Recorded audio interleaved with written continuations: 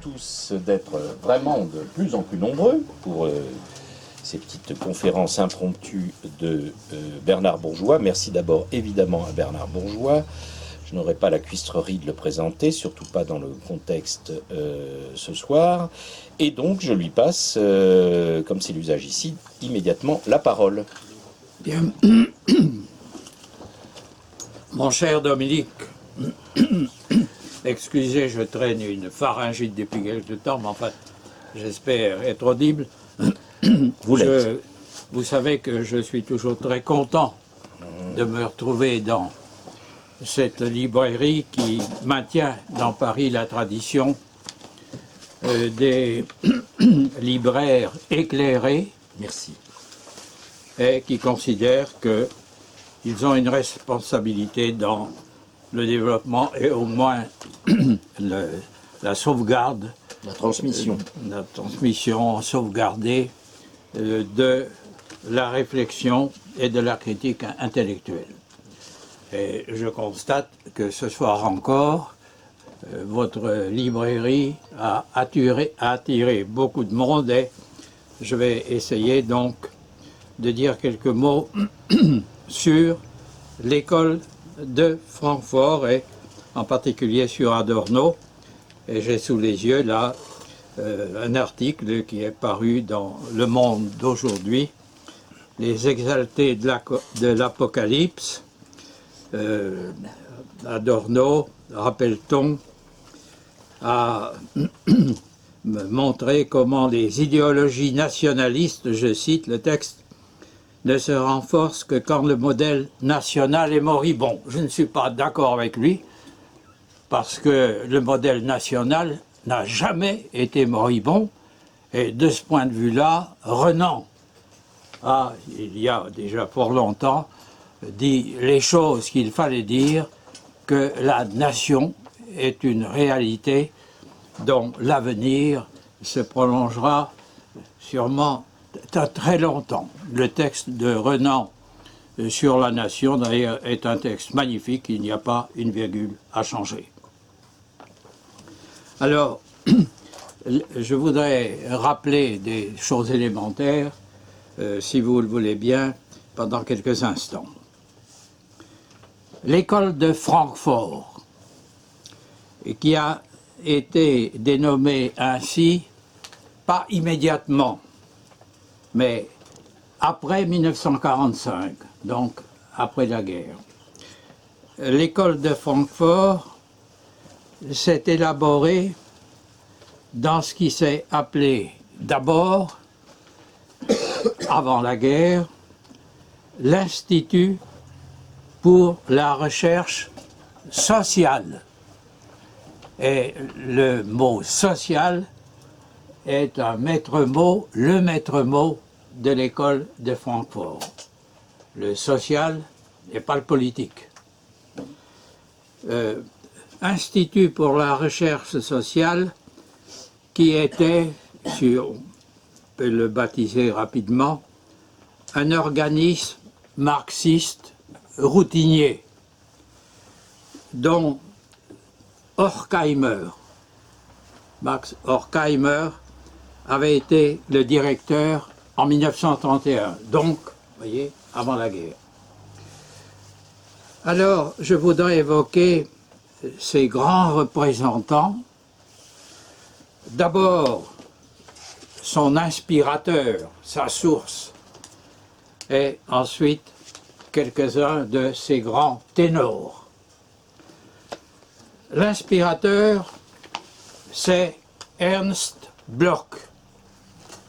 Je vous donne les dates, et tous ceux dont je vais parler après vont s'échelonner, nés quelques années, etc., successivement après lui.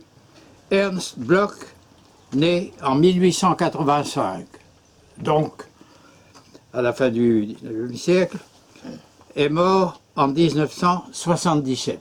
Il a donc couvert une période assez large.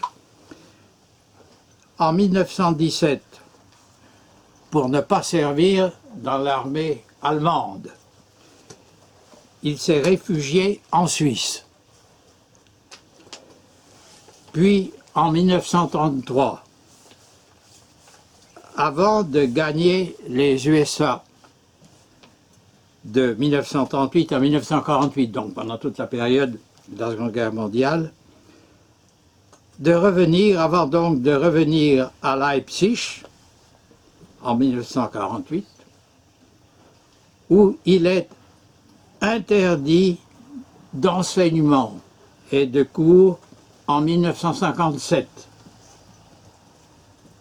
Pourquoi? Ce qui le fait, le régime de l'Allemagne de l'Est n'en a Ah oui, pas oui, voulu. bien sûr. Et il est donc parti enseigner dans l'Allemagne de l'Ouest, à Tübingen,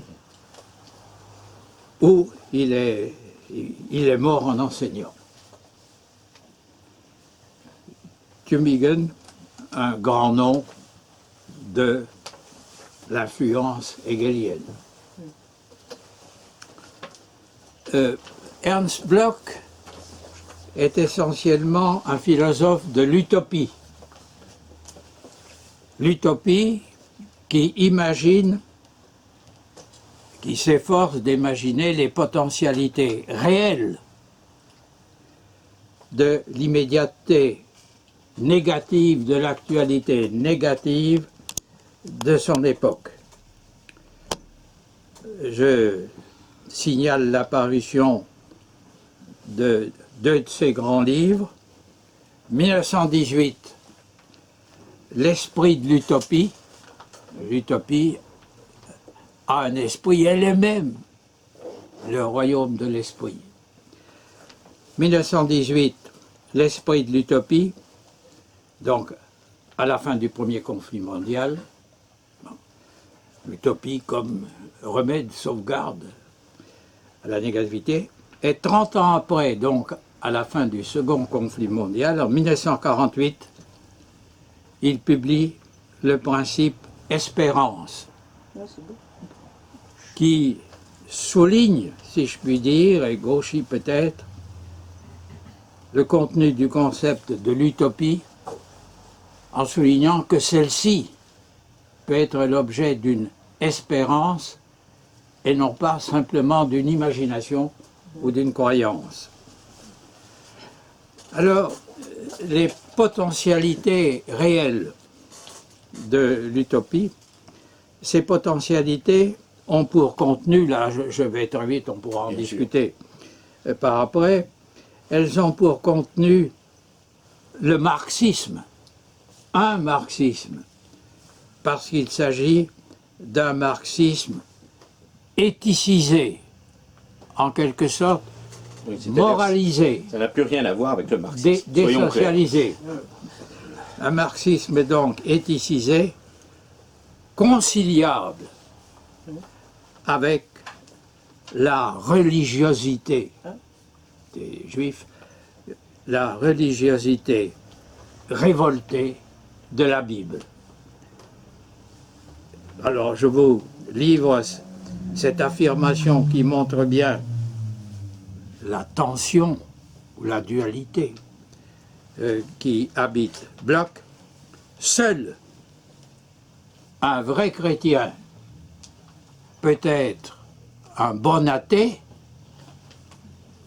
et seul un véritable athée peut être un bon chrétien. Mais l'utopie sociale qui a pour visée le bonheur et le droit naturel, toute sa tradition, qui a pour visée non pas le bonheur de l'homme, mais sa dignité. L'utopie sociale et le droit naturel ne vont jamais l'un sans l'autre. Et le titre significatif de l'ouvrage publié en 1961 par Ernst Bloch, Droit naturel et dignité humaine. Naturalisme et humanisme. Une certaine forme d'humanisme, moral. Oui, monsieur le critique. Voilà.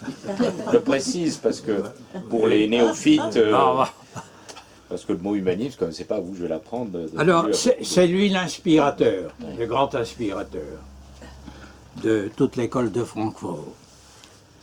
Alors, celle-ci va comprendre un assez grand nombre de penseurs et de théoriciens, mais j'en ai retenu 4, les ténors de l'école de Francfort.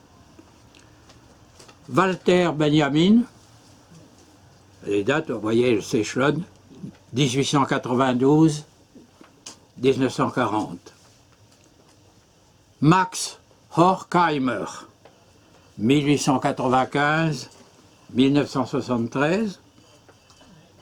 Herbert Marcuse, 1898, 1979.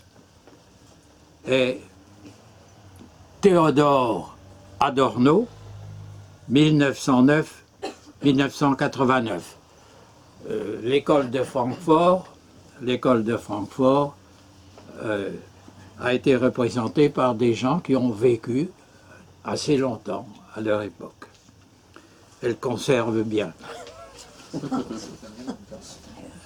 Alors, j'évoque rapidement chacun d'eux. Benjamin ne s'est pas engagé dans l'armée allemande en 1914. Il n'a pas eu beaucoup de chance avec l'université, puisque sa thèse, la critique d'art dans le romantisme allemand, a été refusée par l'université de Francfort. Et n'ayant pas obtenu de poste, il va être condamné à vivre, tant bien que mal, de ses livres. En 1933, évidemment, il s'exile en France, il s'efforce de passer plus loin encore vers l'Espagne, mais là, il s'y est suicidé en 1940 pour échapper à la Gestapo. Destin tragique. Benjamin a élaboré une esthétique critique qui s'efforce d'insérer les œuvres pour les comprendre et les juger, des œuvres qui, lorsqu'elles sont vivantes, sont nécessairement inachevées. Il les a insérées, cette esthétique critique insère les œuvres dans le déclin historique, un déclin historique qui est également théologisé, et c'est un autre aspect de la tension qui habite Benjamin. Vous voyez, ça renvoie aussi à une certaine tradition allemande, ça. Le lien entre la politique et la théologie. Je cite deux œuvres de Benjamin, le Passagenwerk, l'œuvre sur les passages, les transitions, les crises. Et puis, un ouvrage plus connu de 1935, l'œuvre d'art à l'époque de sa reproductibilité technique. Vous voyez, le problème du rapport de l'art et de la technique ou de la technologie. Donc, problème qui peut constituer, qui peut signifier une certaine menace en ce qui concerne le destin de l'art. Horkheimer, lui, a élargi, il a diversifié l'activité de l'Institut pour la recherche sociale, puisqu'il lui a donné pour objet non seulement la politique, la technique, mais la littérature, la psychanalyse et la sociologie. Pour Horkheimer, la pensée qui n'est jamais autosuffisante, c'est un rejet absolu de l'hégélianisme. La pensée qui n'est jamais autosuffisante, qui n'est donc ni première, ni dernière. La pensée, elle est essentiellement une médiation, elle est une réflexion. Elle réfléchit en pouvant la pervertir, la vie sociale. La vie sociale, historique, dont le socialisme, puisque la perversion peut exister, dont le socialisme n'est pas l'avenir assuré. Il y a une sorte d'autodestruction dans la gestion, à travers la simple gestion. Il y a une sorte d'autodestruction de la raison, abdiquant sa fonction, ce qui devrait être sa fonction essentiellement critique. En 1967, publication de l'ouvrage Critique de la raison instrumentale. Vous voyez, la raison mise au service de la pratique essentiellement bourgeoise. Critique de la raison instrumentale, dont l'autre titre c'est L'éclipse de la raison.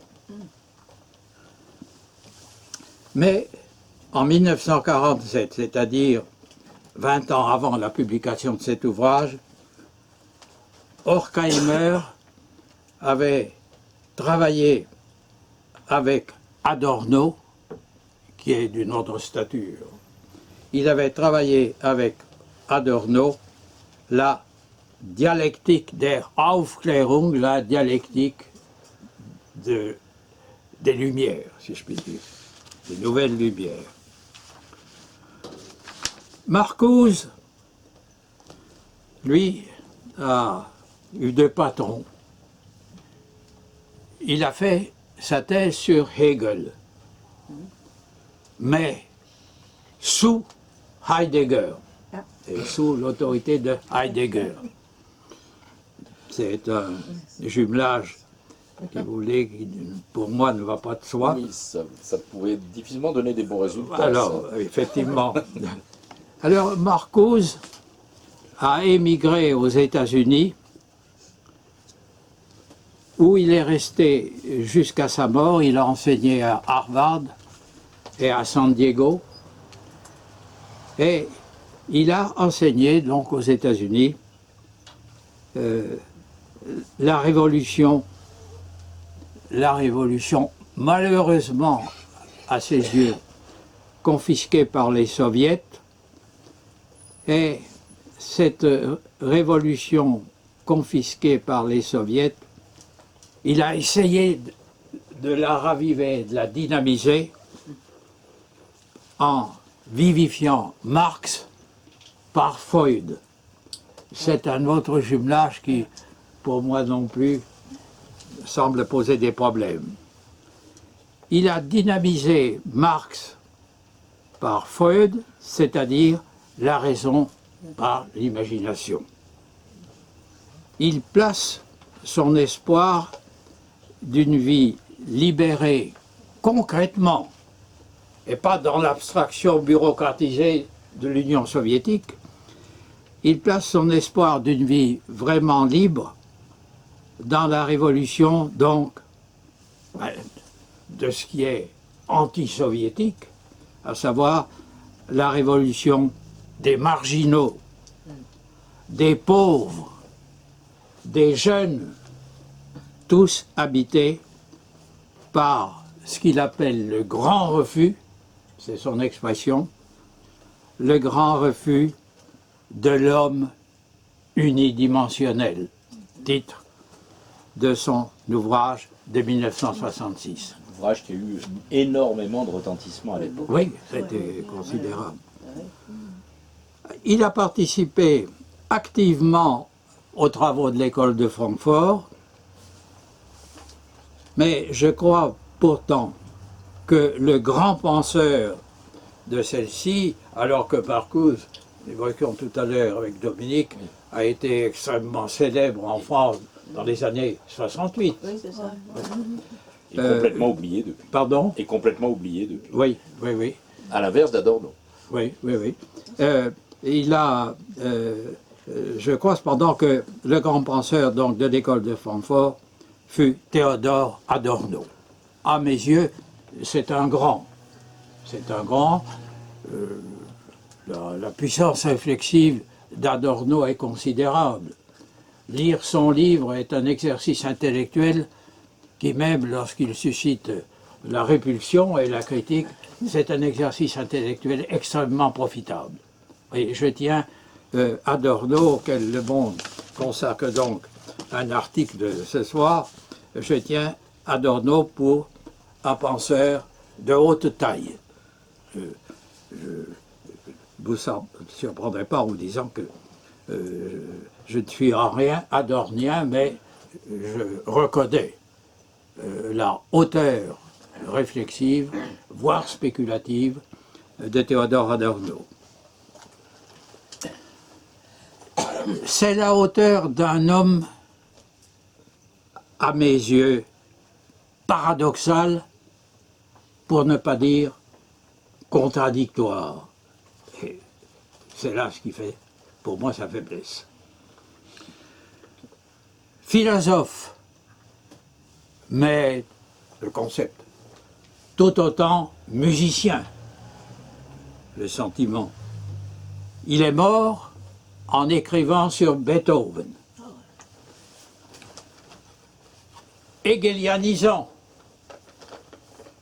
mais cependant, sa thèse n'est pas sur Hegel, elle est sur Kierkegaard, autre aspect de la tension. On est déjà dans les contradictions. Oui, bien sûr. Difficilement dépassables. Oui. Et puis alors, pour compléter cette contradiction qu'il habite, révolutionnaire absolu, mais tout aussi absolument non violent. Adorno est né à Francfort en 1903, thèse assez jeune, bien, en 1931, exil en 1933 en Grande-Bretagne, puis aux États-Unis.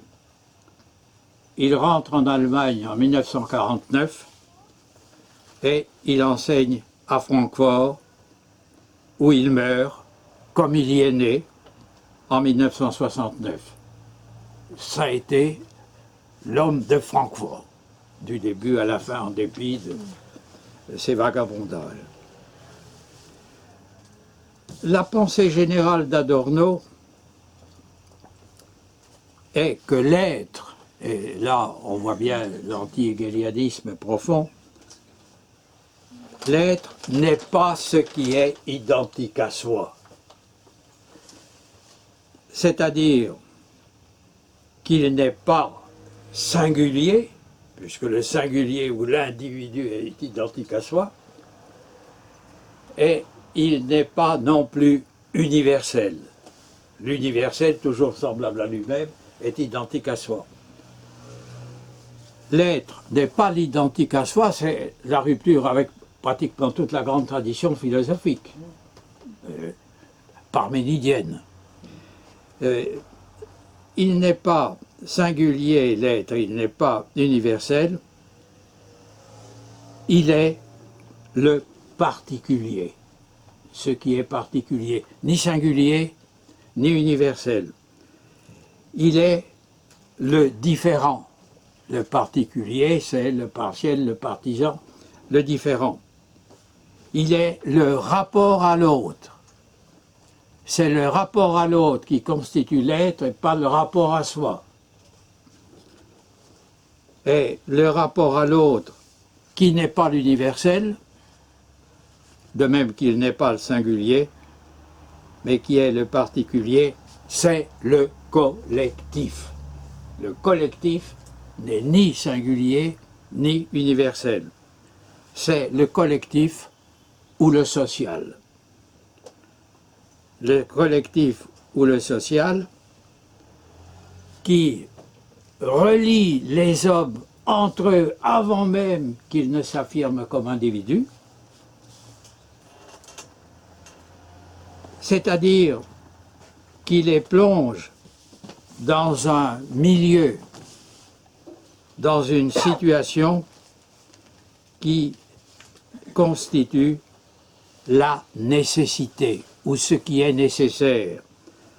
Car le nécessaire, c'est le rapport indissoluble, mais à un autre. La nécessité qui, en se développant, en se réfléchissant en elle-même,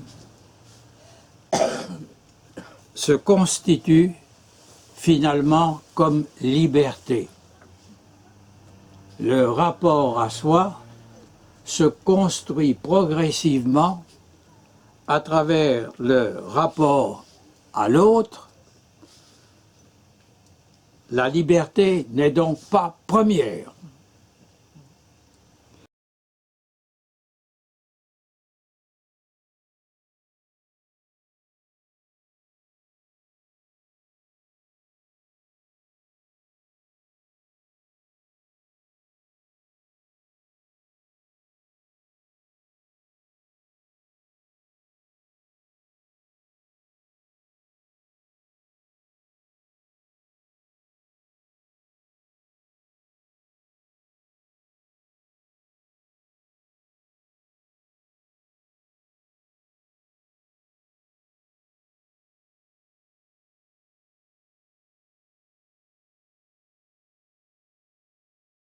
La liberté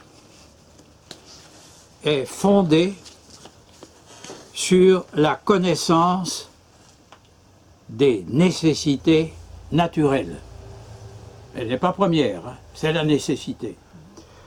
Ainsi, elle est un produit, dites, phrase pour moi ahurissante, elle est un produit des circonstances du développement historique.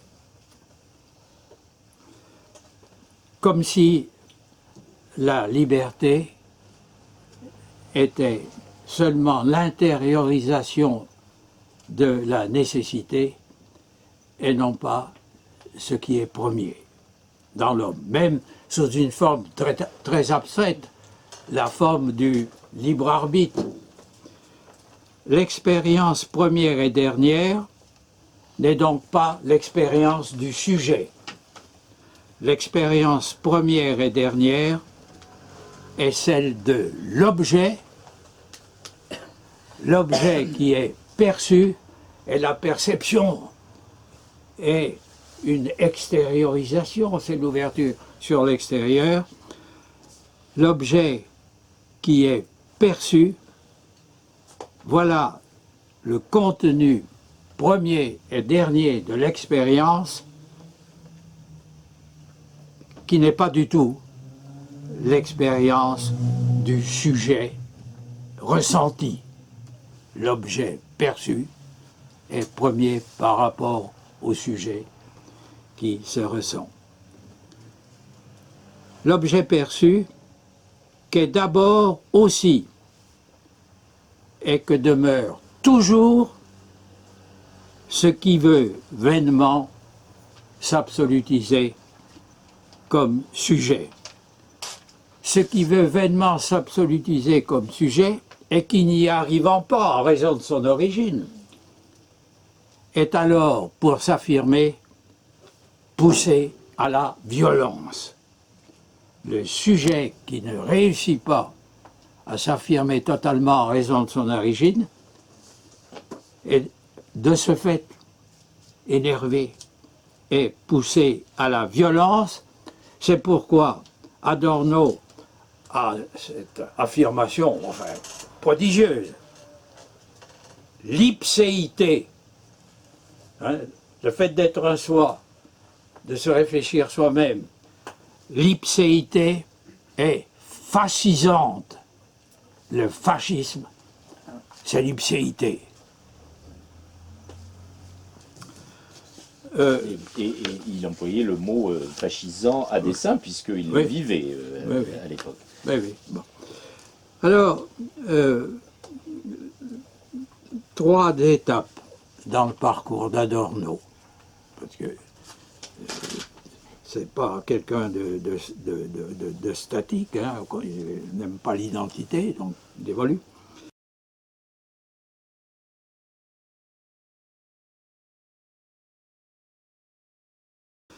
« 1947, dialectique de l'Aufklärung ». C'est un exposé de l'autodestruction contemporaine de la raison qui a été confisquée par la bourgeoisie dominatrice de la nature et, en raison du naturalisme que professe Adorno, captive de la bourgeoisie dominatrice de la nature et, en cette nature, de l'homme lui-même. Donc, critique, si vous voulez, d'ici qui est assez radicale. En 1966, 20 ans après, il publie la dialectique négative. Il modère sa critique de la raison, il met de l'eau dans son vin, si je puis dire, dans son acide. Modération de la critique de la raison dans la mesure où celle-ci, parce qu'elle est seconde et donc réflexion, celle-ci, la raison, en réfléchissant sur elle-même. Et réfléchir sur soi, c'est prendre une distance par rapport à soi. Elle se libère de l'illusion d'un pouvoir autoconstituant, de l'illusion hegelienne et husserlienne, et elle peut ressaisir l'unité du subjectif et de l'objectif, de la perception et de la réflexion, du concept et du réel. Voyez, il fait un pas en direction d'une unification de sa pensée.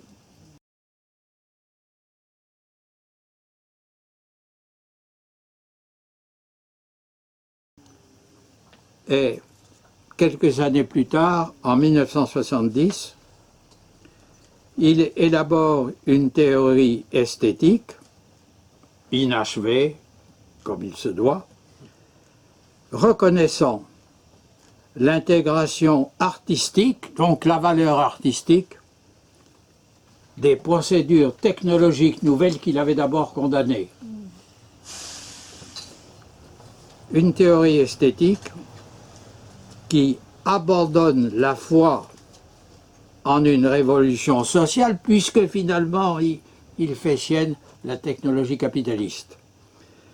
Il abandonne la foi en une révolution sociale au profit, parce qu'il reste quand même habité par la négativité, au profit d'un certain déclinisme. Vision pas catastrophique des choses, mais une vision pessimiste des choses.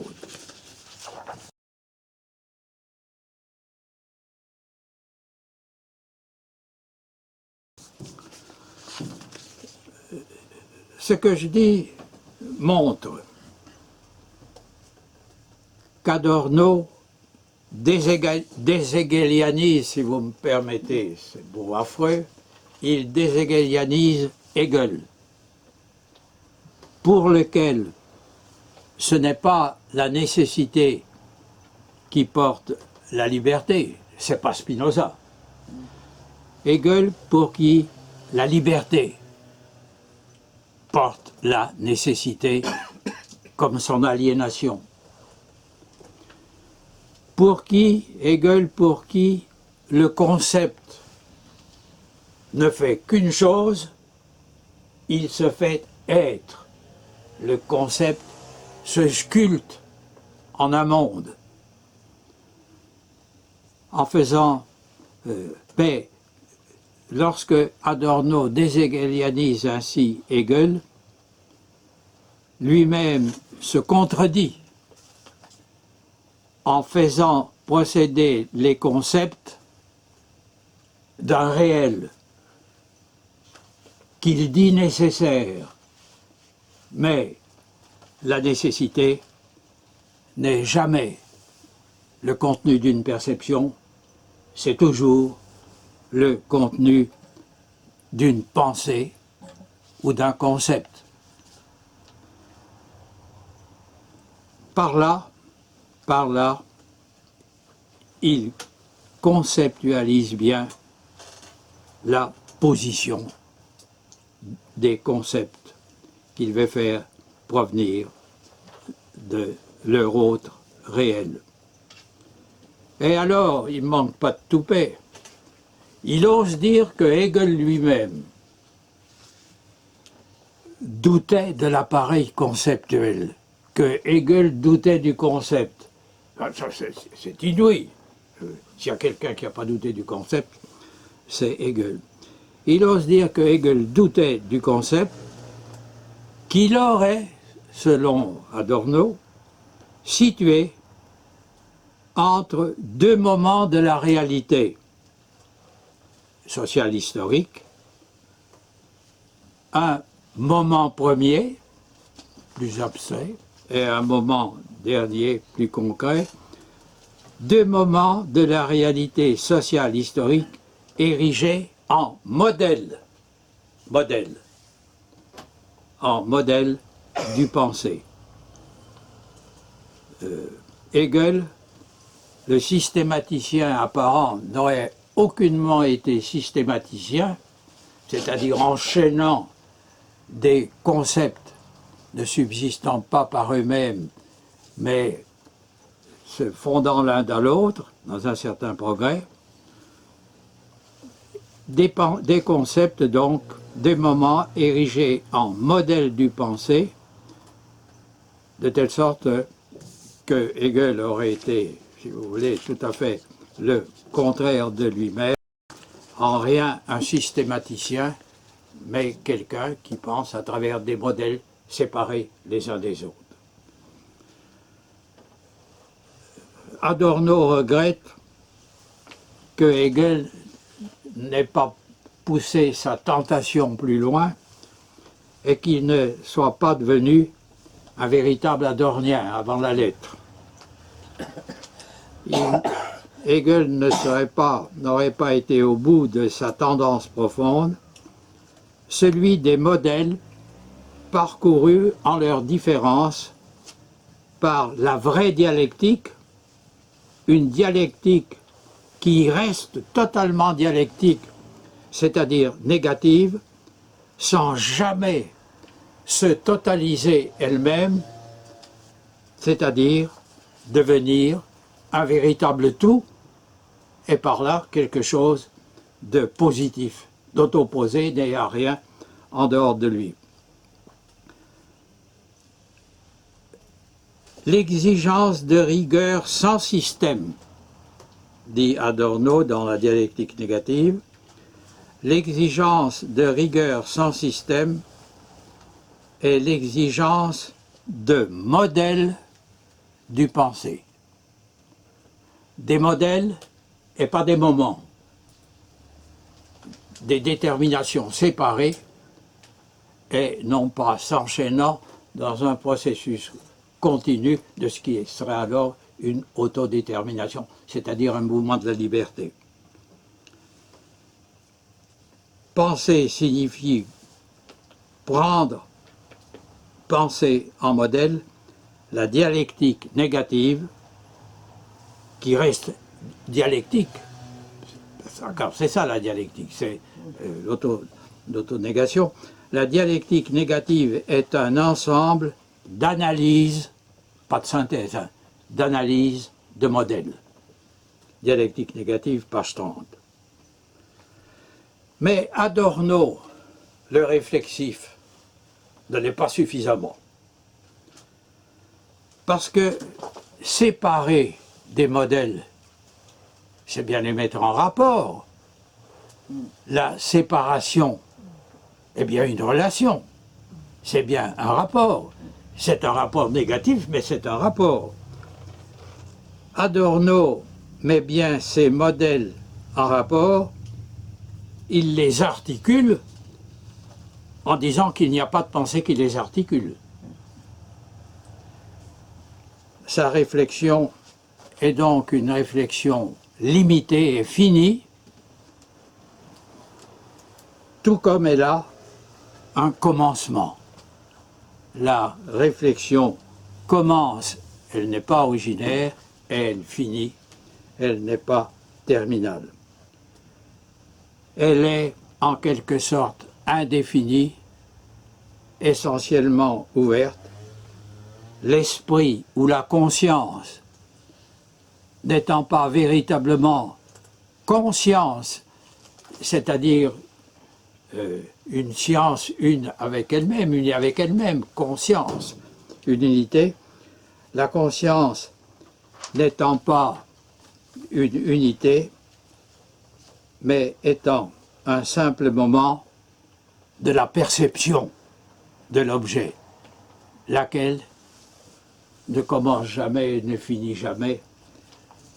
Une perception de l'objet dont l'énergie pulsionnelle se rend présente à elle-même et se fait sujet d'elle-même, s'individualise à travers la phase de l'intersubjectivité qui est elle-même une première détermination ou différenciation de soi du social qui accomplit l'objectivité.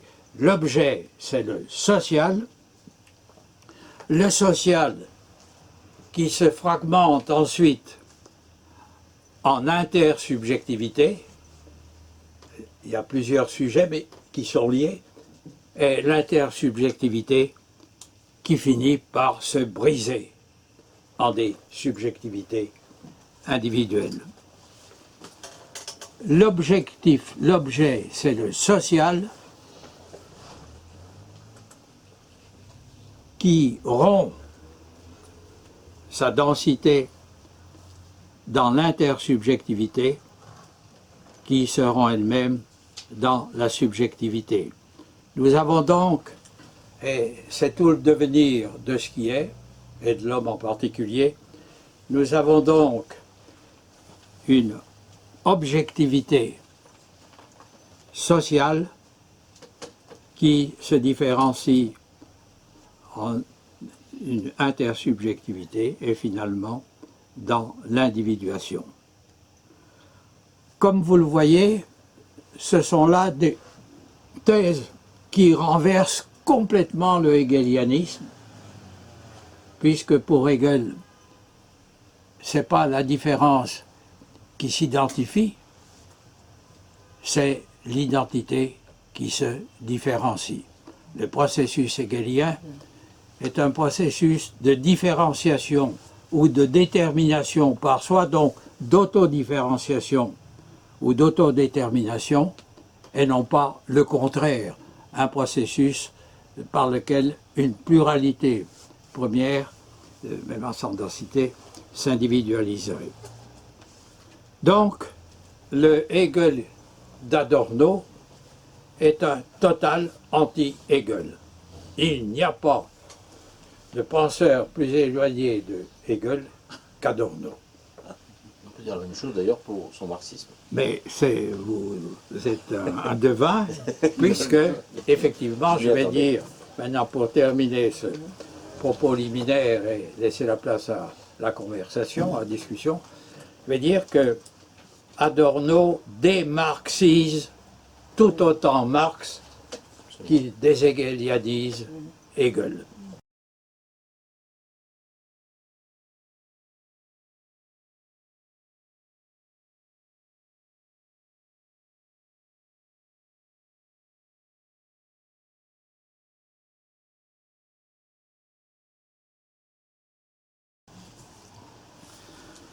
il ne voit pas que le mot social chez Marx, qui désigne, surtout à l'époque pré-révolutionnaire, la réalité effective du monde, il ne voit pas que le mot social a, chez Marx, un sens négatif.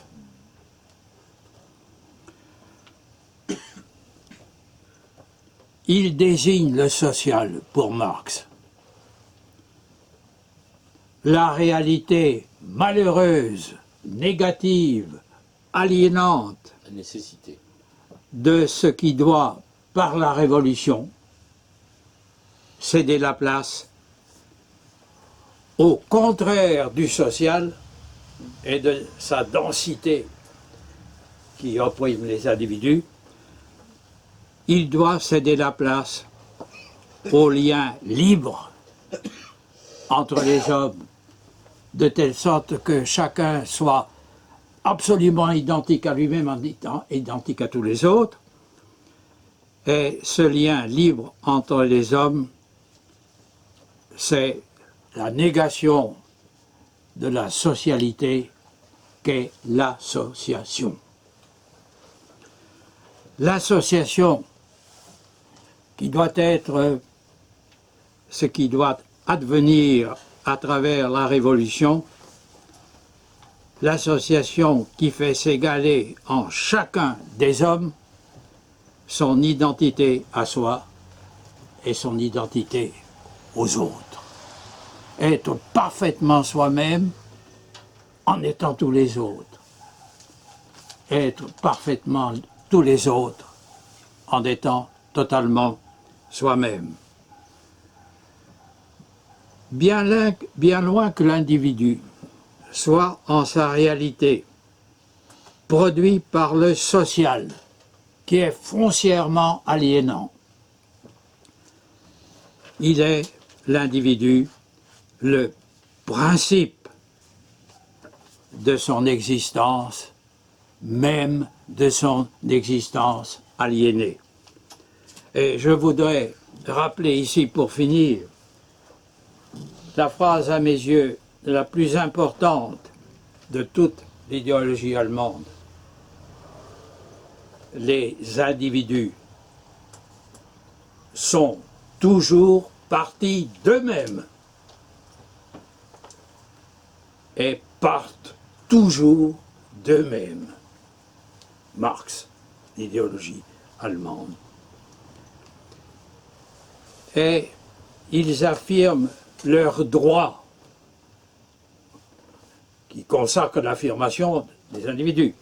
Ils affirment leurs droits comme une norme exigée par leur être générique, par leur universel réel, par leur absolu. Et, Marx le dit bien, c'est toujours au nom du droit, mais d'un vrai droit, de leur véritable droit. C'est toujours au nom du droit que les hommes font la révolution. Même s'ils la trahissent après, ils la font au nom du droit. Et Marx célèbre ce grand homme qui, en devenant grand, n'a jamais cessé d'être bon. Et cet homme dont Marx fait l'éloge, c'est Abraham Lincoln. Voilà ce que je tenais à dire dans ma réserve vis-à-vis d'Adorno. Les individus sont toujours partis d'eux-mêmes et partent toujours d'eux-mêmes. Ça avait été affirmé. En plus, il y a une autre contradiction fondamentale que vous avez d'ailleurs évoquée en décrivant Adorno par rapport à Marx, c'est que pour Marx, comme pour Hegel, on est dans un processus. Et comme vous l'avez expliqué, Adorno rejette complètement cette idée et de processus et de système en réalité. Ben, il le rejette parce que, au fond, le processus vrai, c'est le processus historique et humain. Or, Adorno est naturaliste. Voilà. Il y a il y a un état, Oui, oui, voilà. c'est fixé. Donc, je maintiens que Adorno est une intelligence considérable. C'est une intelligence considérable, mais je pense qu'il est dans l'erreur. Voilà. Bravo. On va passer aux questions. S'il y en a, je pense qu'il y en a.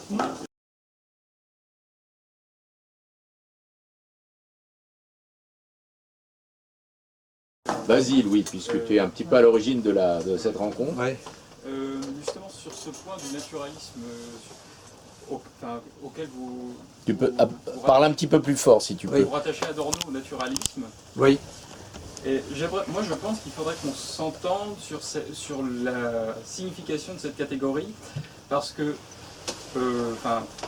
moi, quand je lis Adorno, ce que j'entends dans son naturalisme, c'est d'abord une redéfinition du sujet. C'est une redéfinition du sujet Oui. par le biais de la psychanalyse. Et effectivement, en ce sens, on peut parler d'un naturalisme à condition d'entendre le fait que, effectivement, si on définit le sujet comme n'étant pas premièrement une conscience, mais d'abord, disons, une certaine constitution d'impulsion, eh bien, à ce moment-là, il y a un naturalisme d'Adorno, mais c'est un naturalisme qui est matérialiste et qui, me semble-t-il, alors là, pour le coup, il faudrait discuter de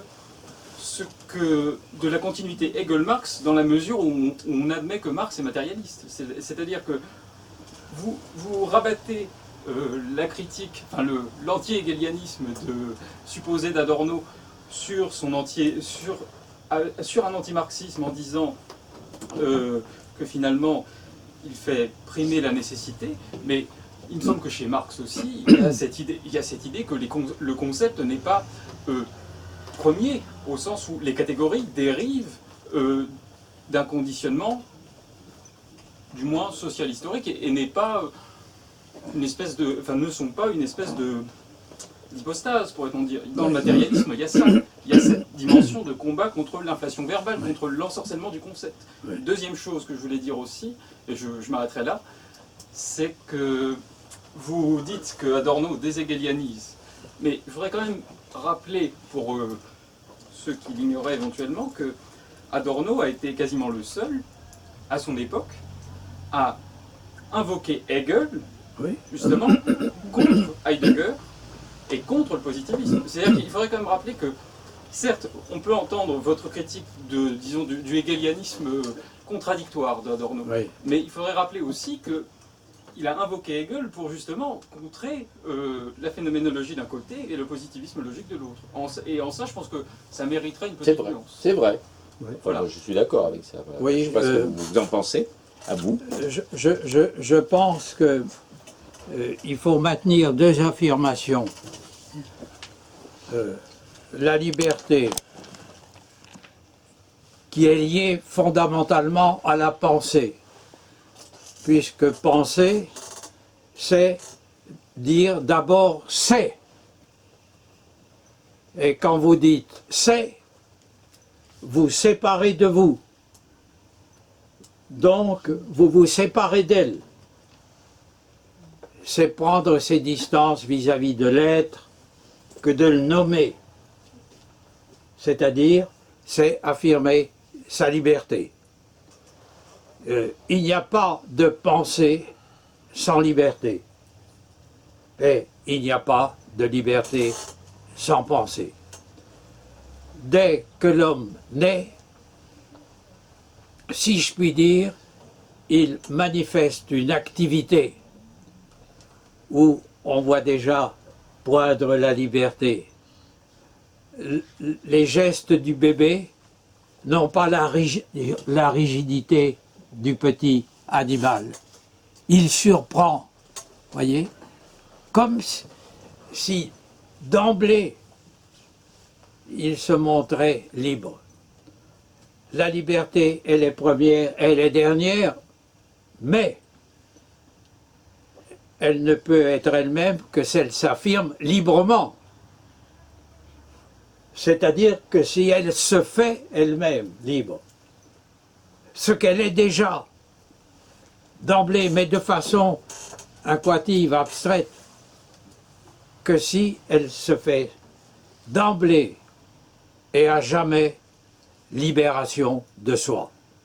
Il n'y a pas de liberté sans libération, qui est l'affirmation libre de la liberté. Mais il n'y a pas de libération sans une liberté originaire. Un être qui n'est pas libre originairement ne peut pas le devenir. Donc, deux affirmations me semblent donc absolument nécessaires et liées. Pas de libération sans liberté, et pas de liberté sans libération. Donc, un processus historique qui est porté, au fond, par la liberté, même dans ses pires aliénations. Voilà ma religion, si je puis dire. Pour compléter d'un point de vue un peu plus marxiste l'objection de manière très rudimentaire, comme l'a fort justement rappelé évidemment Bernard Bourgeois, avec Adorno, on est, même si c'est pas du tout de la même manière que chez Althusser par exemple, on n'a plus de sujet, on est dans une histoire sans sujet, avec des objets. On a le côté husserlien, alors là c'est la critique insupportable du cartésien contre les inepties de Husserl, c'est-à-dire qu'on a l'intention, la visée, mais on n'a pas la conscience. Non, je veux dire, ça tient vraiment pas debout d'une seconde à l'autre, Adorno, hein, excuse-moi, mais aussi bien du point de vue hegelien que marxiste que cartésien. Alors, je peux juste répondre. Vas-y. Je pense que tu te trompes sur cette idée-là chez Adorno, parce qu'il faut voir aussi que pour lui, à l'époque, quand il dit qu'il propose une philosophie du primat de l'objet, c'est sa formule en dialectique négative, ça s'inscrit aussi en réaction contre un certain nombre de courants intellectuels en Allemagne à l'époque, qui justement mettaient en avant la figure d'un sujet absolument autoconstruit. Et effectivement, là, on peut invoquer Husserl comme étant la figure de l'égologie. Et justement, pour Adorno, il faut...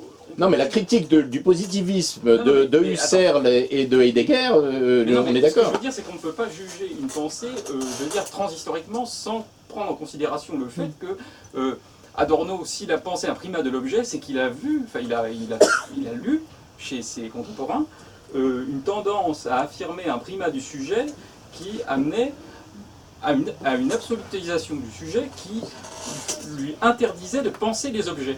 Et c'est en ce sens qu'Adorno affirme un primat de l'objet. Il ne nie pas le sujet, et ça n'a rien à voir avec Althusser, rien du tout. Non, mais c'est ce que j'ai... Non, mais je veux dire, bien sûr, je disais... Dans la même phrase, Althusser, Adorno... Non, mais j'ai précisé, immédiatement, j'ai relativisé en disant, même si ça n'a pas absolument rien à voir avec l'interprétation althussérienne de l'histoire, on arrive au même type de contradiction, du fait d'une incompréhension tout simplement à la fois de Marx et un travestissement pour le moins de Hegel, une inversion de Hegel. Et donc ça débouche sur une pensée, comme l'a dit fort justement Bernard, complètement contradictoire, extrêmement sérieuse, consistante, avec une critique fort justifiée de ce que tu as dit qu'il avait critiqué, mais qui ne débouche finalement sur rien.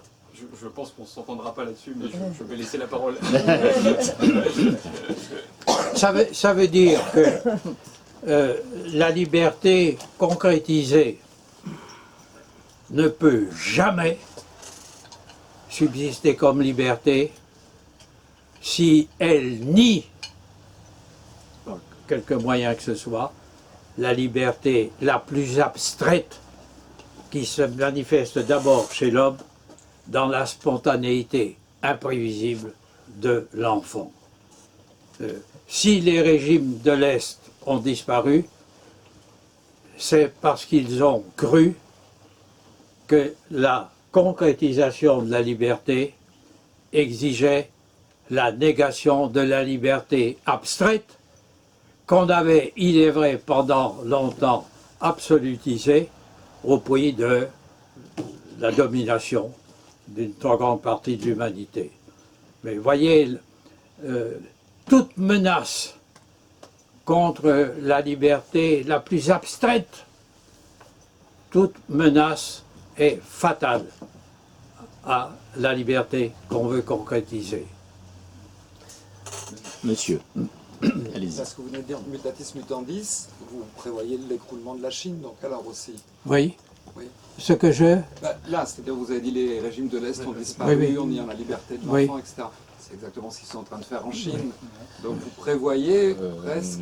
Oui, enfin bon, je laisse répondre Bernard. Je ne pense pas que ça ait, que là, il faudrait des médiations très compliquées. Je ne pense pas vraiment que ça ait ce sens-là. Mais enfin bon. Oui, c'est un peu rapide. Mais... Le communisme chinois, vous l'avouerez, est un communisme assez étrange et particulier. Non, mais je parlais du traitement des enfants Oui, oui. en Chine, Oui. là, en l'occurrence. Oui, Ce qui oui. se passe dans l'enseignement, Oui, oui. comment on les contraint, comment on les façonne. Non, mais là c'était le traitement de l'enfance, c'est une référence à l'idée, Oui, oui. à l'esprit, au concept de liberté chez Hegel. C'est comme générique, comme fondateur de l'humanité.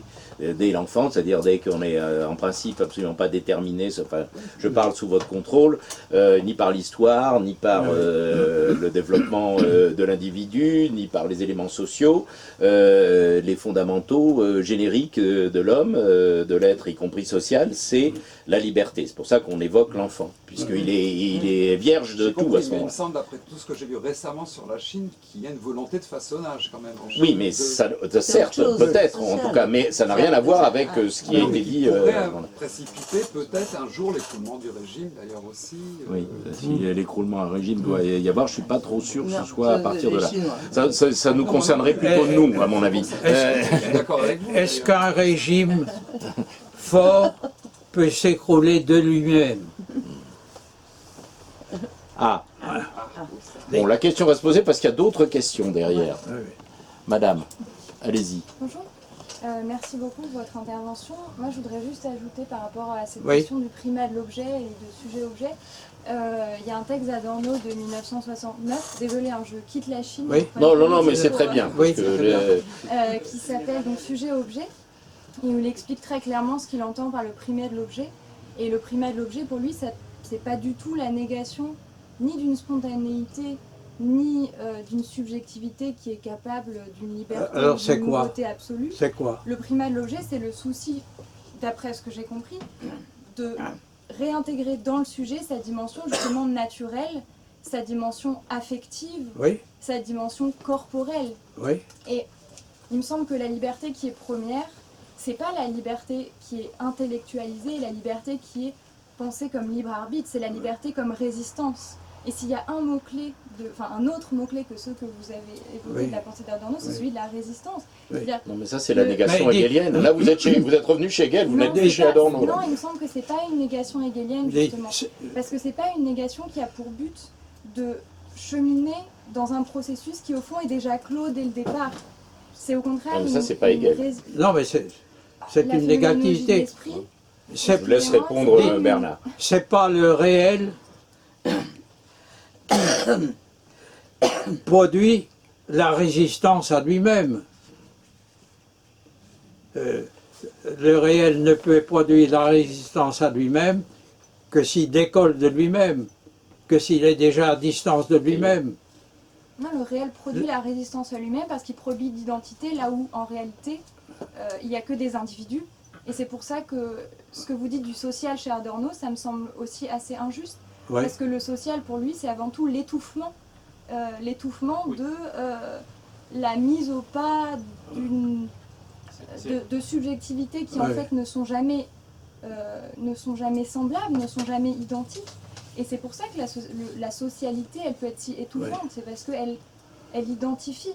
Oui, oui. Chez Mais chez Adorno, le social a aussi un sens négatif.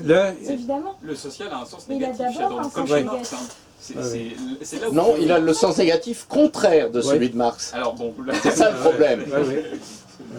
Il nie cette négation-là, lui. Mais oui. Mais malheureusement, c'est une double négation qui ne le mène nulle part, justement. Voilà. Enfin, si je peux me permettre, je Vous parle êtes un également bon sous votre contrôle. hégélianisant, hein. Je parle sous votre contrôle. Oui, mais enfin, je vous laisse répondre sur cette Non, non, mais idée de la liberté et de l'être et du rapport objet-sujet. C'est vrai, c'est des questions importantes et intéressantes que, à juste titre d'ailleurs, Oui. vous avez souligné que Adorno les pose de manière conséquente et consistante, Oui, oui, oui. même si ça produit des errements Oui, oui. du fait malgré tout de ces écarts, pour ne pas dire son incompréhension, et de Oui, Hegel et de oui, Marx oui. d'ailleurs. Oui, oui. La négativité est première et dernière comme activité. Et cette activité est une activité qui n'est pas un simple mouvement, elle est déjà intériorisée à elle-même, c'est la définition de l'activité. Au début était l'acte. Je ne sais pas si c'est à vous que j'ai distingué, quand on a discuté tout à l'heure, un des livres de Bernard Bourgeois, en vous expliquant qu'il prenait les choses par le bon bout. C'était un superbe livre d'introduction, y compris aux aspects politiques de la pensée de Hegel. Et justement, il commence par l'agir. Quelque chose qui est très rarement évoqué. Que je commence par l'agir, dans Oui, oui. votre avant-dernier Oui, oui. ouvrage. Oui, oui. Et après, on a le déroulement, justement, du processus Oui, oui. systématique. C'est tout ce que refuse, pas seulement Adorno d'ailleurs, hein, mais je veux dire. Donc, et c'est justement parce qu'il refuse ça, et qu'il refuse y compris le principe de négativité au sens hegelien, et que reprend totalement Marx. Hein. Là, de ce côté, Marx est totalement hegelien. Et il ne veut pas, il refuse ça, Adorno. Il le rejette, en tout cas intellectuellement. C'est en ce sens que, en réalité, quand vous dites, je veux dire, c'est la manière de nier les négations que vous avez évoquées pour en revenir à ce qu'expliquait Bernard Bourgeois sur l'hétérogénéité complète de quelqu'un qui à juste titre a combattu des intellectuels que tu évoques et des courants de pensée, que ce soit Husserl, Heidegger ou autres, y compris certaines dérives du freudisme ou de la psychanalyse, y compris le positivisme. Il s'est tout à fait ressaisi des concepts qu'il a trouvés chez Hegel et chez Marx, enfin en tout cas de la méthodologie. Mais malheureusement, il a loupé des trucs au passage. Qu'est-ce que vous en dites? Oui, oui, non, mais vous êtes un bon hegelien. résumé. Oui, oui. Autre question, madame. Est-ce qu'on pourrait dire que Adorno confond particularité et singularité? Que Adorno confond particularité et singularité. Oui. Ben oui. C'est assez bien résumé, me semble-t-il. Ces notions de différence, etc. Peut-être que vous pouvez développer. Oui. La négation, si vous voulez, dans la dialectique, vous avez un négatif, il se nie lui-même, la négation du négatif, c'est-à-dire qu'il rend nécessaire la position d'autre chose. Mais cette autre chose doit être originale par rapport à ce qu'il appelle nécessairement. La négation de la négation rend nécessaire une position. Mais cette position n'est-elle que si elle est d'abord autoposition. Voyez,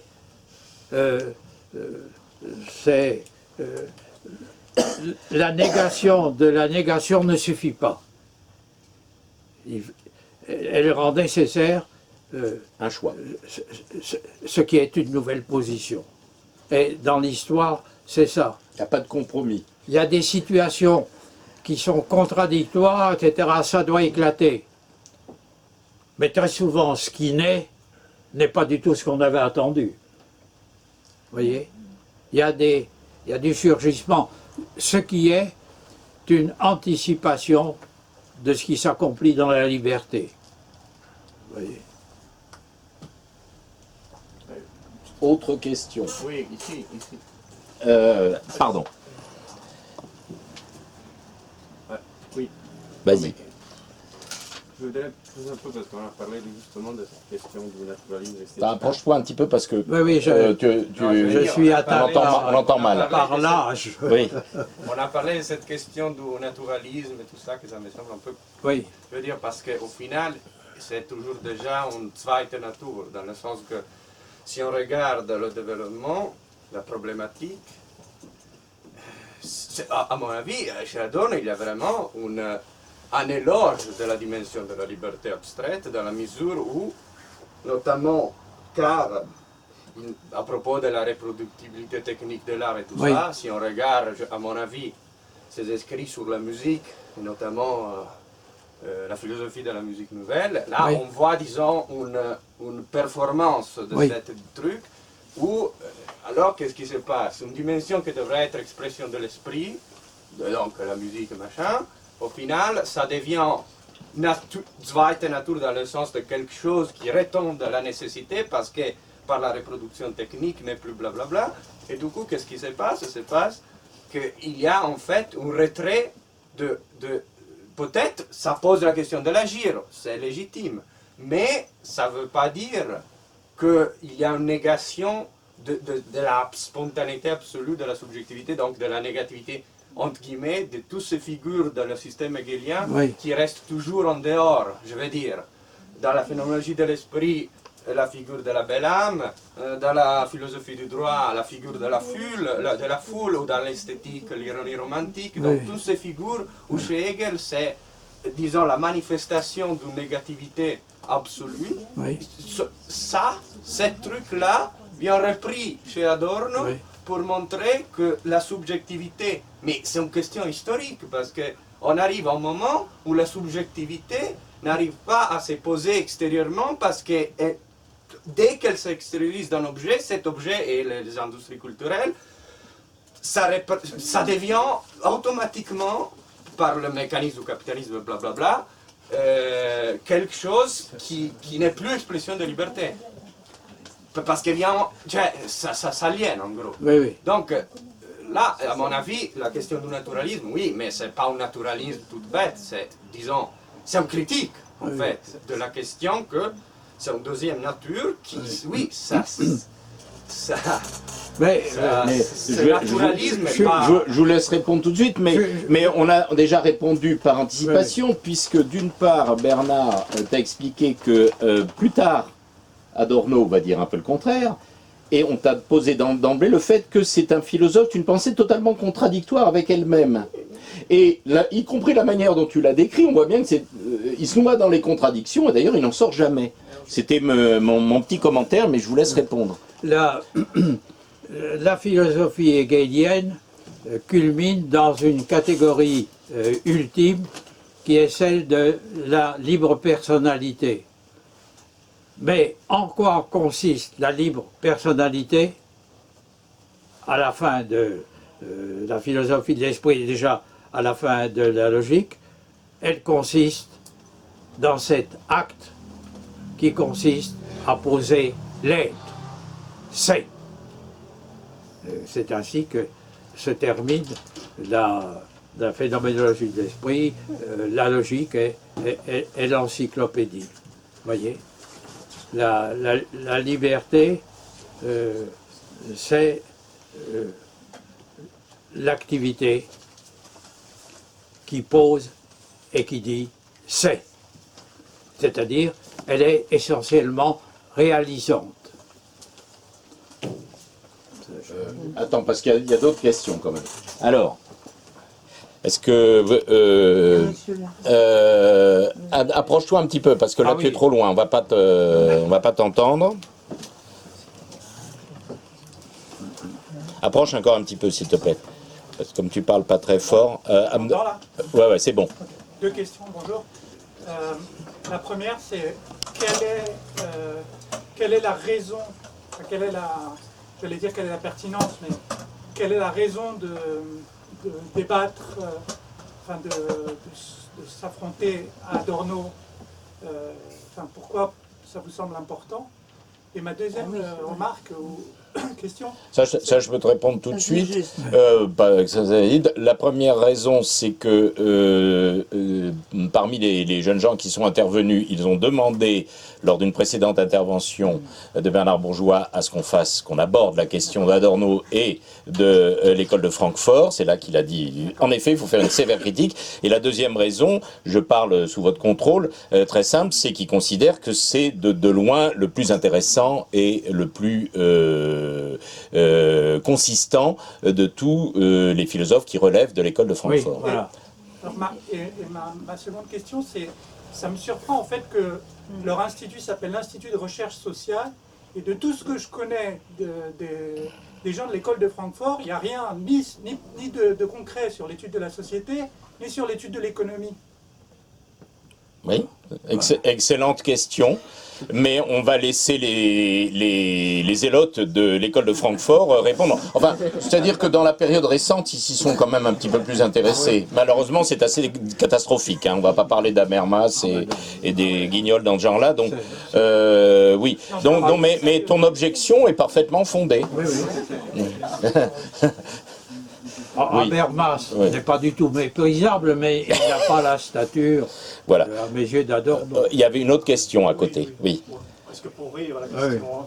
C'est, comment dire, ce qui marque souvent les lecteurs d'Adorno, c'est le caractère extrêmement sentencieux de sa langue, qui ne se rencontre pas trop dans d'autres auteurs, parce que chaque phrase est un paradoxe qui culmine, dans Minima Moralia notamment, mais aussi dans ses interventions en français, des années 50, je crois, c'est presque comique.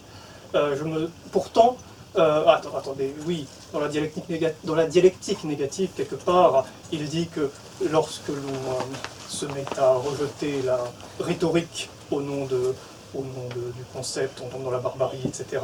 Est-ce que, par hasard, cet aspect rhétorique d'Adorno, qui est si charmant pour beaucoup de lecteurs, rentre dans le cadre de la critique que vous avez faite? Voilà, question précise. Je considère Adorno comme un penseur, et non pas simplement comme un rhéteur. C'est un penseur, mais je continue à penser que Hegel est un plus grand penseur. Mais Adorno pense. Ah oui, mais est-ce que est-ce que vous retenez dans votre critique d'Adorno ce qui vient d'être dit sur les aspects rhétoriques? Sur une espèce de formalisme oui.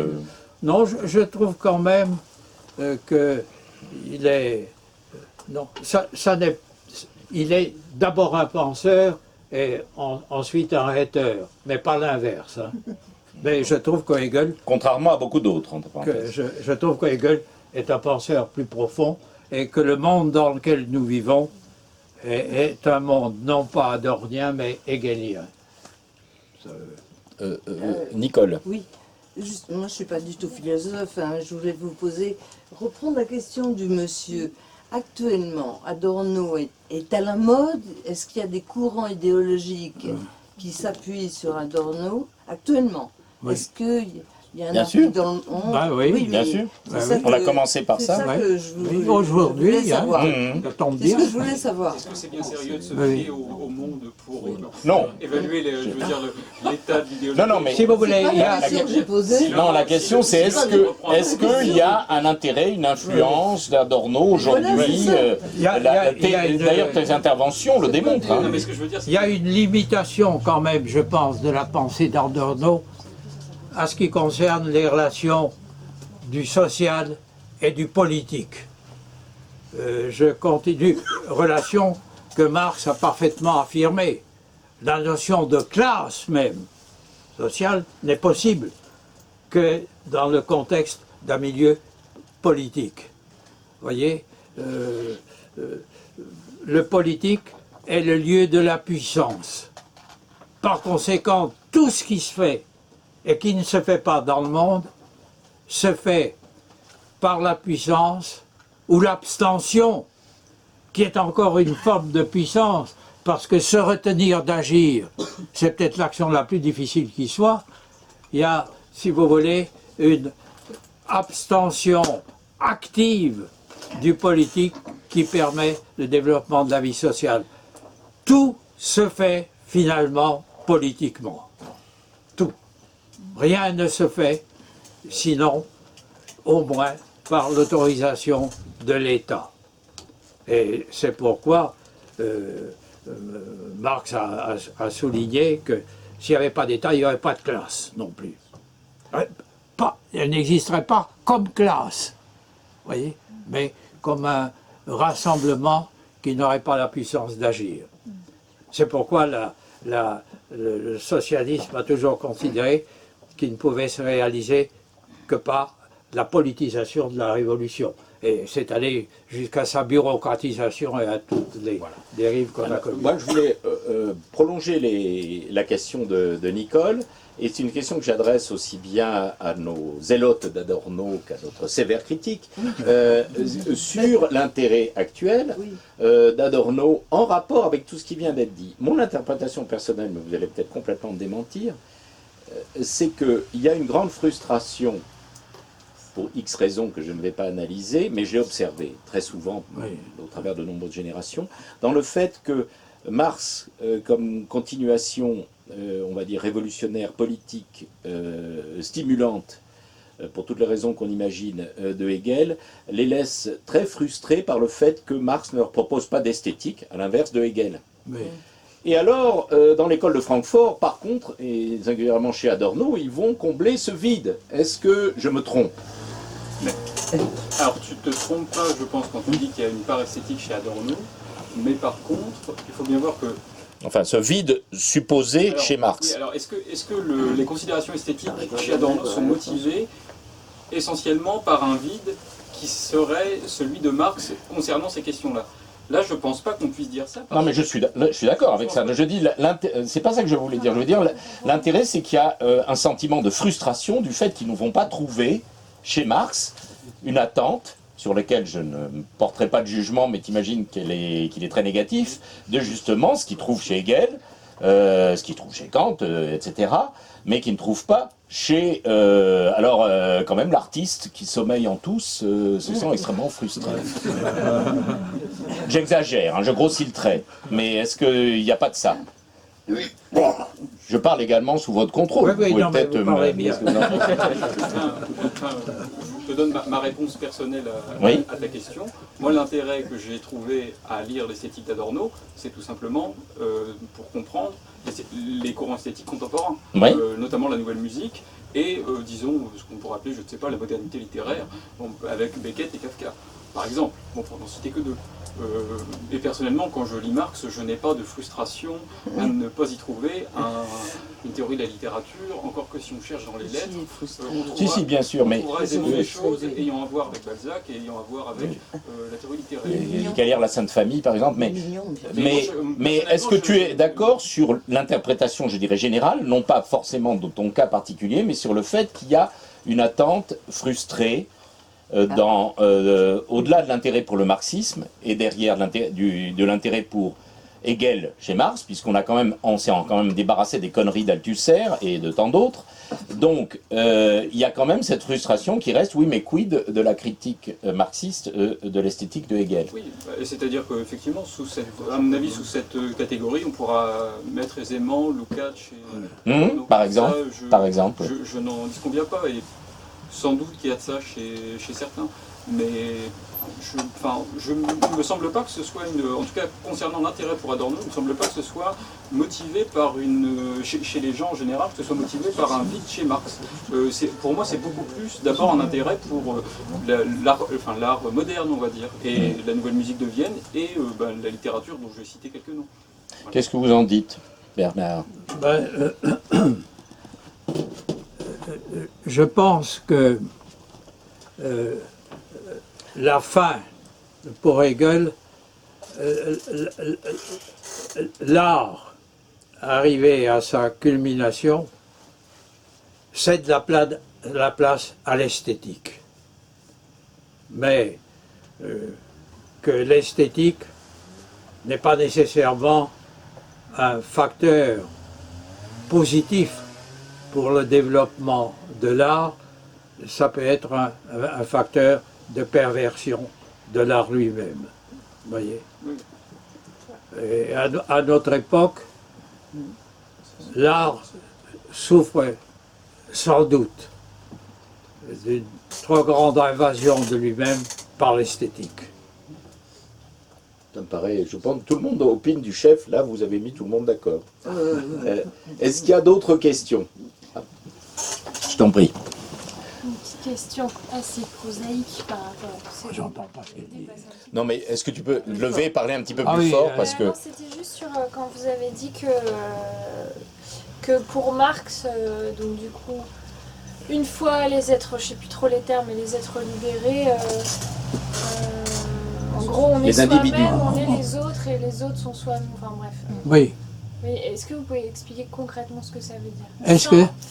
Est-ce que vous pouvez expliquer ce que ça veut dire être soi-même en étant les autres et... Le social et l'individu chez Marx, que vous avez évoqué tout à l'heure, oui. en résumant. Oui, oui.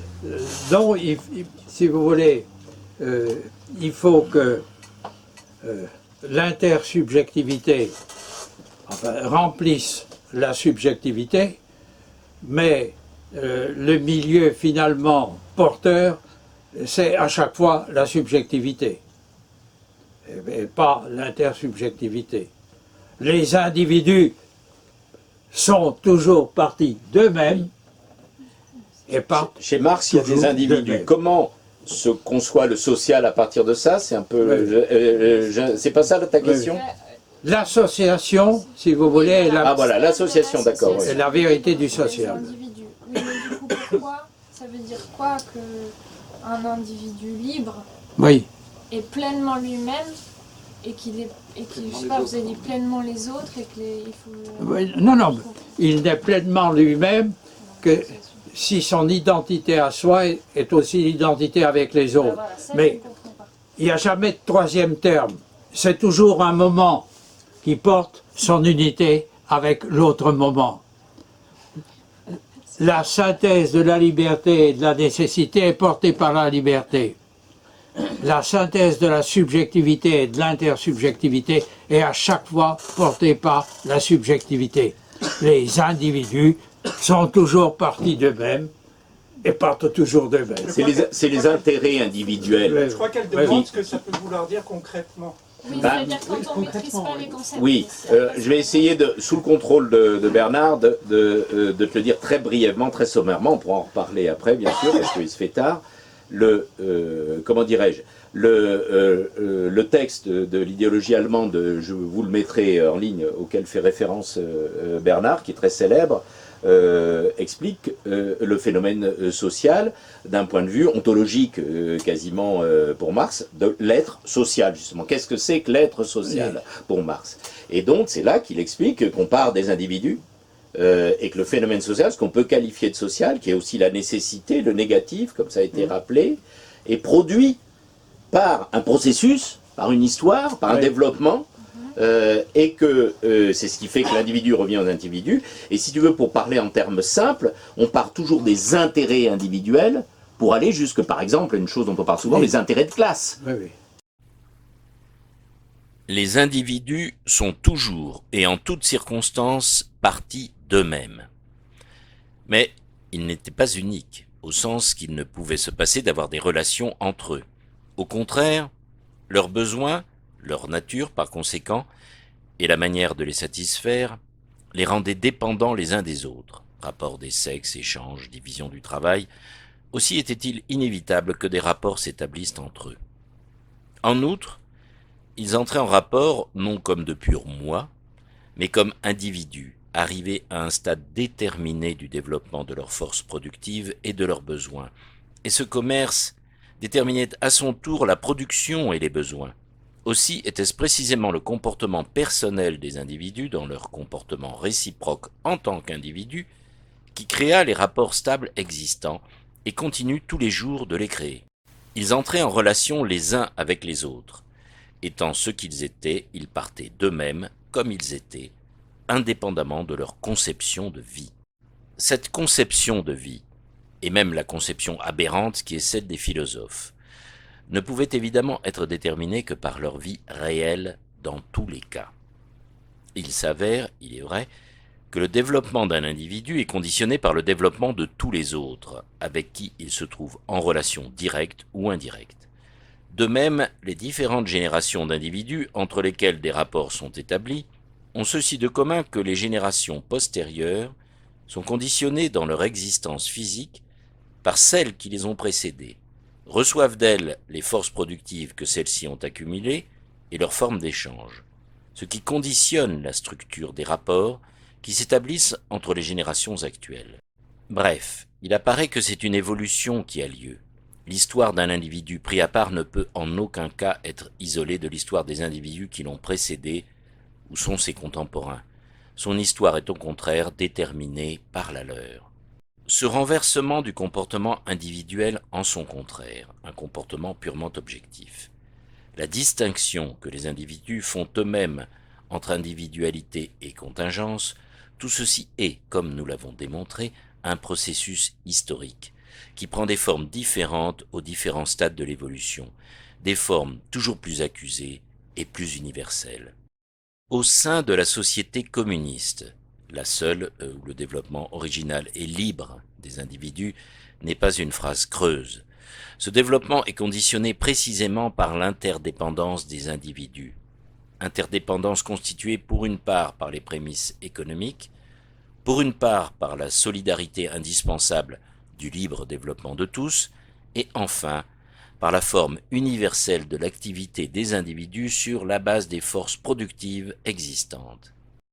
Il s'agit donc ici d'individus parvenus à un niveau déterminé de développement historique, et en aucun cas d'individus imaginés arbitrairement, pris au hasard en ayant fait aussi abstraction de l'indispensable révolution communiste, qui est elle-même une condition commune de leur libre développement. La conscience que les individus auront de leurs relations réciproques aura elle aussi un caractère tout différent, et donc sera aussi éloignée du principe d'amour que du dévouement ou de l'égoïsme. L'intérêt individuel. Précisément parce que les individus défendent uniquement leur intérêt particulier qui, à leurs yeux, ne coïncide pas avec leur intérêt commun, ce dernier est présenté comme un intérêt général, qui leur est étranger, qui est indépendant d'eux, et qui est lui-même un intérêt général, particulier et original. Ou bien ils doivent eux-mêmes évoluer dans cette dualité, comme c'est le cas dans la démocratie. D'un autre côté, la lutte pratique de ces intérêts particuliers en permanence opposés aux intérêts communs, réels ou illusoires, rend nécessaire l'intervention et le réfrénement pratique par l'intérêt général illusoire sous forme d'État. Karl Marx et Friedrich Engels, L'idéologie allemande, 1845-1846, première édition en 1926, sous le titre Sur l'individu et le communisme, aux éditions sociales en 1982, traduction sous la direction de Gilbert Badia. Est-ce que c'est clair, là, à peu près ce que je t'ai dit? C'est clair et c'est ce que je pense que vous voulez Le dire. gros problème, c'est de savoir ce qui est premier. Est-ce que c'est l'un ou l'unification, c'est-à-dire le multiple? Or, il est manifeste que ce qui est premier, c'est l'un, puisque le pluralisme, l'atomisme, n'a pas pu se maintenir dans sa vision démocritéenne, mais a nécessairement évolué vers sa version épicurienne, à savoir que vous affirmez un multiple, mais vous ajoutez le clinamen, la déviation des atomes. La déviation, c'est ce qui fait qu'un atome rencontre un autre.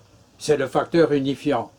Même le pluralisme se renie lui-même en tant que l'atomisme complètement développé fait sa place à la déviation des atomes, c'est-à-dire au clinamen. Le clinamen, qui est l'inclination, c'est-à-dire le penchant, c'est-à-dire la relation à l'autre, qui exprime, dans le langage de l'extériorité, la primauté de l'un. Comme ça, c'est la fameuse question que tu avais d'ailleurs posée, de totalisation et totalité. Mais justement, comme l'a fait observer, tu t'en souviens peut-être dans différentes circonstances, Bernard Bourgeois, Sartre, lui, voyait bien la totalisation, mais voyait pas la totalité. Voilà. Il voyait donc le processus avec tous les individus, le clinamen, Oui. la liberté Oui. qui était le moteur de tout ça, mais il voyait pas ce que ça donnait. Il n'arrivait pas à concevoir le résultat qui est, qui lui est très présent dès le début chez Marx, parce que c'est ce que dit Marx quand il parle dans ce long, ce passage, il n'est pas très long, de l'idéologie allemande, qui commence par l'individu, tout par l'individu, etc. Puis à la fin, on y revient. Mais au travers justement du processus de totalisation qui donne la totalité, qui est l'être social. Voilà. Si le tout n'est pas premier, il n'est pas dernier non plus. Vous voyez Là, on est dans le dur, mais Parménide, vivifié par Héraclite, mais Parménide quand même. Là. Une dernière question. Vas-y. Ouais. Est-ce qu'il n'y avait pas possibilité de distinguer, c'est-à-dire, vous avez un peu mis dans le même sac le fait de dire, par exemple, il y a une sorte de pluralité sans totalité, et puis le fait de privilégier l'objet qui avait été négligé. Moi, j'entends la remarque des gens là, qui ont l'air de bien aimer Adorno. J'ai l'impression que ce à quoi ils ont été vraiment sensibles, c'est le fait que ça leur permet un peu de sortir du solipsisme. Oui. Et je crois que ça, c'est méritoire quand même. Oui. Oui. Mais nous n'avons pas contesté les mérites d'Adorno. Ah oui, bien sûr. Non, c'est un penseur de haute stature. Donc, En tout cas, je voudrais dire combien je suis frappé par l'augmentation de l'assistance d'année en année. Oui, et même de séance en séance, parce que vous en faites quand même plusieurs par an. Donc c'est un encouragement. Et alors, poursuivez votre travail de libraire éclairé et éclairant comme vous faites. C'est trop. Merci. Et je reviendrai avec plaisir vous voir. C'est Bernard Bourgeois qu'on applaudit.